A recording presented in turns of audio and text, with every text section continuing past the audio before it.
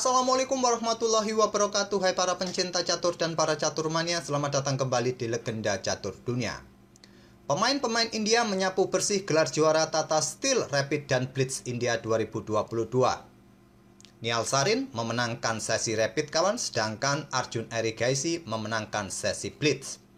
Kemarin sudah saya jelaskan mengenai poinnya Nihal Sarin, sekarang saya jelaskan mengenai poinnya Arjun Erigaisi. Arjun dari 18 game kawan mengemas 12,5 poin. Di tempat kedua ada Hikaru Nakamura dengan 11,5 poin, selisih 1 poin. Arjun ini sudah memastikan sebagai juara di babak ke-17 kawan setelah mengalahkan Hikaru Nakamura. Di turnamen ini Hikaru Nakamura kalah telak atas Arjun 3-0 kawan. 1-0 saat kalah di sesi Rapid dan 2-0 di sesi Blitznya kawan. Menang mutlak Arjun atas Hikaru Nakamura. Dan sebetulnya kawan, sebelum memulai turnamen di India ini, sebetulnya elo rating dari Nakamura dalam permainan Blitz ini terbilang sangat tinggi, menempati posisi pertama kawan dengan 2909, sedangkan Rapidnya 2795. Di turnamen ini kawan, Nakamura kehilangan banyak poin baik Rapid ataupun Blitznya, elonya sedikit berkurang. Di Blitznya dia minus 25 poin, sedangkan di Rapidnya dia minus 15 poin. Jadi sekarang posisi Ali Reza ini menjadi pemain dengan elo rating Blitz tertinggi untuk sementara waktu kawan dengan 2904. Dan Arjun mendapatkan poin yang lumayan kawan di turnamen ini. Kalau Rapidnya dia mendapatkan 21 poin untuk elo ratingnya dan Blitznya mendapatkan 2,3,8 atau digenapkan 24 poin. Oke, untuk game yang akan kita ulas nih, saya pilih permainannya Arjun Erigaisi versus Hikaru Nakamura dalam permainan Blitz di babak ke-17. Dan langsung saja kita ke papan permainan. Melihat permainannya Arjun melawan Hikaru Nakamura di babak ke-18 dalam permainan Blitz 3 menit increment 2 detik. Pion D4 dimulai oleh Arjun, kuda F6, pion C4 kita temui permainan Nimzo Indian Defense, gajah B4. Dan Arjun memilih variasi kemoh kawan dengan pion F3, kontrol petak G4, petak E4 untuk dukungan pion pusatnya, mencegah pergerakan manuver kuda untuk incar kuda C3-nya. Dan di sini balasan yang paling banyak dimainkan oleh manusia di game-game terdahulu bermain dengan pion pusat D5, C5, atau ada saran rekomendasi Stockfish juga mengamankan raja, rokade terlebih dahulu, tak ada masalah. Nakamura bermain dengan pion C5 dan seperti biasanya dalam permainan seperti Benoni kawan, pion D5 menolak untuk pertukaran, didorong untuk mendapatkan tempo penguasaan ruang, dan di sini rokade pilihan terbaik. Pion B5 juga bisa akan melanjutkan, rokade oleh Nakamura mengamankan raja. Pion E4 sekarang barulah pion B5 dimainkan oleh Nakamura, tidak dilanjutkan untuk menerima pengorbanan pion ini kawan. Seumpama diterima oleh putih, hitam akan melanjutkan dengan langkah pion E pukul pion D5 terlebih dahulu, setelah diambil balik oleh pion E, memberikan kesempatan benteng langsung keluar kawan. Ini tidak membuat nyaman raja, dia harus bergerak ke petak F2 dan mungkin di sini pion D6 akan dilanjutkan oleh hitam. Oke, kembali lagi ke langkah aslinya. Jadi untuk menerima pion ini tidak membuat nyaman bagi raja ini nanti ke depan kawan. Di sini pion E5 terlebih dahulu, kuda mundur ke E8 dan dilanjut sekarang pion F4. Kalau kalian mendorong pion ini, hitam akan melanjutkan pion B pukul pion C4. Kalau kalian ambil dengan gajah, menteri ke petak H4, gajah tewas kawan dengan tempo skak juga. Jadi kemungkinan pada posisi ini pion F4 terlebih dahulu untuk blokade kalaupun ada menteri bergerak ke sini kawan. Dan hitam akan membalas dengan pion F6 kawan. Akan memberikan keuntungan bagi hitam untuk segera membuka lajur F-nya nanti ke depan. Walaupun terlihat ini juga untuk menghalangi pergerakan pion D, tapi gajah sekarang juga mempunyai diagonal yang terbuka, bisa keluar lewat diagonal terang panjang. Kembali lagi ke langkah aslinya pion F4 terlebih dahulu. Pion E pukul pion D5, pion C pukul balik pion D5. Pion D6 tantang Nakamura, ditolak dengan pengembangan kuda F3. Sekarang pion C4 untuk memberikan keluasan ruang dan juga untuk menghalangi diagonal ini kawan. Kuda tidak bisa ambil pion B5 karena posisinya dalam posisi kena pin. Pion A4 terlebih dahulu untuk merusak struktur pion hitam, sayap menteri kawan. Tantangan juga ditolak, melanjutkan pengembangan kuda ke D7.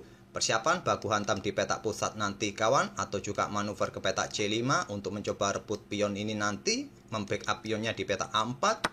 Didahului oleh Arjun pion A pukul pion B5, pion D pukul pion E5, dan di sini kawan gajah ambil pion C4. Langkah terbaik daripada memilih langkah pion F pukul pion E5 ini kawan. Terlihat mendapatkan penguasaan ruang yang sulit dengan 2 pion, tapi nanti juga hitam akan tetap berani ambil pion ini. Kalau diambil balik oleh kuda putih, maka menteri juga bisa keluar ke petak H4 skak. Blokade oleh pion, menteri akan bisa bergerak ke petak E4 skak. Ancam benteng juga, ancam kuda juga. Kawan, kuda tidak bisa ambil menteri yang ada di petak E4 ini. Kembali lagi ke langkah aslinya. Jadi pilihan terbaik dari Arjun milih pion C4 daripada milih pion E5. Kuda D6 melanjutkan mengaktifkan kuda untuk serang gajah terang. Gajah dipertahankan mundur ke petak E2. Dan barulah sekarang pion E pukul pion F4. Tidak langsung diambil balik oleh gajah dengan tempo juga pressure kuda di sini kawan. Di sini Arjun memilih untuk mengamankan raja terlebih dahulu. Gampanglah ambil pion ini nanti. Nanti juga bisa diambil dan hitam pun sulit untuk membackup pion F4 ini. Memanfaatkan tempo segera mengamankan raja.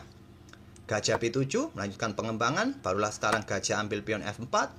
Kuda F6 mencoba menekan pion D5 ini kawan, dan di sini pilihan terbaik menteri ini bergerak ke petak D4 kawan untuk mencoba menyergap gajah. Setelah gajah pukul kuda diambil balik oleh pion B.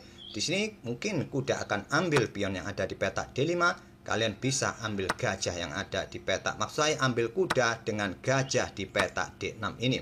Diambil balik oleh menteri dan kalian bisa mendorong pion C4 sekarang. Dan mungkin menteri akan mundur ke petak E7 terlebih dahulu kawan untuk menghindari pimpinan berbalik ancam gajah. Kalian bisa melangkah benteng F ke E1. Kuda mungkin akan mundur ke petak B6 ataupun juga mundur ke petak C7 untuk menghindari ancaman pion ataupun ancaman menteri. Oke, kembali lagi ke langkah aslinya. Tapi di sini tidak memilih langkah menteri ke petak D4 kawan, memilih dengan langkah gajah bergerak ke petak D3.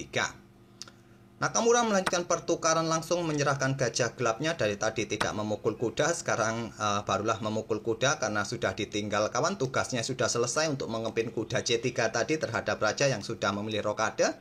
Jadi tugasnya sudah selesai, langsung ditukarkan dan selanjutnya kuda ambil pion D5. Gajah mundur ke petak D2 menghindari serangan kuda. Benteng C8 lanjut Nakamura pressure pion. Menteri C2 coba backup juga serang pion H7, pion H6. Pion C4 ancam kuda dan di sini menteri keluar ke petak B6 skak. Langsung ambil pion C4 ini tak ada masalah bagi hitam kawan. Kalau disikat balik oleh gajah maka kuda bisa lompat ke petak B6. Dan gajah ini juga akan bisa direbut lagi. Tidak mungkin kalian backup dengan kuda ke petak E5 kawan. Menteri akan bergerak ke D4 skak dan kuda ini akan tewas. Kemungkinan di sini gajah akan bergerak ke petak A5 mencoba mengepin kuda di sini kawan. Kalian bisa melanjutkan gajah sikat kuda F3 terlebih dahulu. Setelah diambil balik oleh benteng seumpama, menteri bisa bergerak ke petak D4. Melepaskan diri dari pimpinan dan gajah ini pun akan tewas. Hitam akan menang. Tapi tidak ambil pion C4 dengan kuda, langsung memilih mengeluarkan menteri Nakamura ke petak B6 skak. Raja bergeser ke H1, kuda lompat ke E3, menantang pertukaran kawan, diterima karena posisi kuda dalam posisi ancam menteri tadi. Diambil balik oleh menteri oleh Nakamura, benteng A bergeser ke E1. Menteri mundur ke C5, di sini kuda bergerak ke E5, lanjut Arjun. Benteng F ke E8 dan menteri bergeser untuk menghindari pimpinan kawan untuk membackup kudanya juga terhadap ancaman menteri ataupun benteng hitam. Benteng naik ke C7, coba mungkin didouble di lajur E ataupun di lajur C nanti kawan. Kuda lompat ke G4 langsung menantang pertukaran. Benteng bergeser ke E7, langsung didahului oleh Arjun pertukaran, diambil balik oleh benteng hitam. Di sini kawan, pion H3 untuk membuka ruang bagi raja agar tidak ada masalah baris belakangnya, tapi langkah ini kurang kuat kawan. Memberikan kesempatan Nakamura bermain dengan pion H5-nya. Adapun Stockfish menyarankan pada posisi ini, menteri ini bergerak ke petak F2, langsung menantang pertukaran menteri kawan. diterima dan bisa kalian ambil menggunakan kuda. Pion H3 terlebih dahulu oleh Arjun. Pion H5 barulah sekarang menteri F2. Ditolak, Nakamura menteri G5 dan kuda mundur ke H2. Benteng naik ke peta E3, coba ancam gajah, ancam pion di sini kawan. Nanti tidak bisa diambil balik karena posisinya dalam posisi kena pin. Dan untuk mengantisipasi dua serangan terhadap gajah dan pionnya, pion terlebih dahulu didorong maju ancam menteri. Menteri bergeser ke E5 dan benteng D1 menjaga gajahnya. Di sini langkah terbaik bagi hitam menggeser benteng kawan, mencoba pressure kuda di sini, mengepin kuda di sini. Jadi menteri akan mundur ke G1 untuk membackup kudanya. Kalian bisa menggeser benteng untuk gantian incar pion ini kawan. Kalau ada benteng di sini ataupun gajah ditarik mundur kawan untuk memperkuat peta G2 kalian, kuda ini siap bergerak untuk mendukung serangan berikutnya kawan. Dan bisa kalian lanjutkan sendiri di langkah berikutnya. Dengan posisi yang begitu aktif dalam posisi menekan, tentu ini akan menguntungkan hitam. Tapi memilih dengan langkah kuda bergerak ke peta E4. Dan tentu saja langsung disikat agar gajahnya juga tidak lama-lama kena tawan kawan.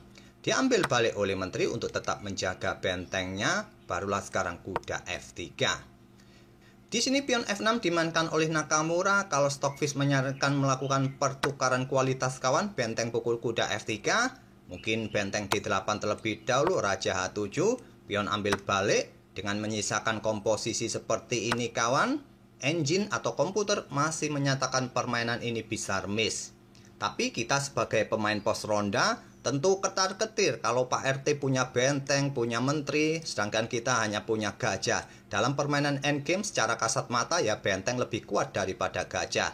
Tapi sekali lagi pengalaman-pengalaman di game-game para Grandmaster terkadang Grandmaster dunia pun masih bisa mempertahankan diri walau mempunyai hanya gajah melawan benteng kawan.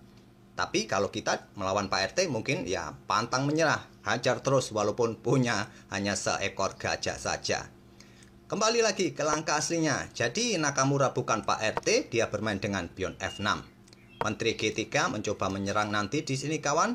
Menteri bergerak mundur untuk menjaga gajahnya dan benteng F1 terlebih dahulu oleh Arjun untuk mempertahankan kudanya agar tidak terjadi pertukaran nanti di sini.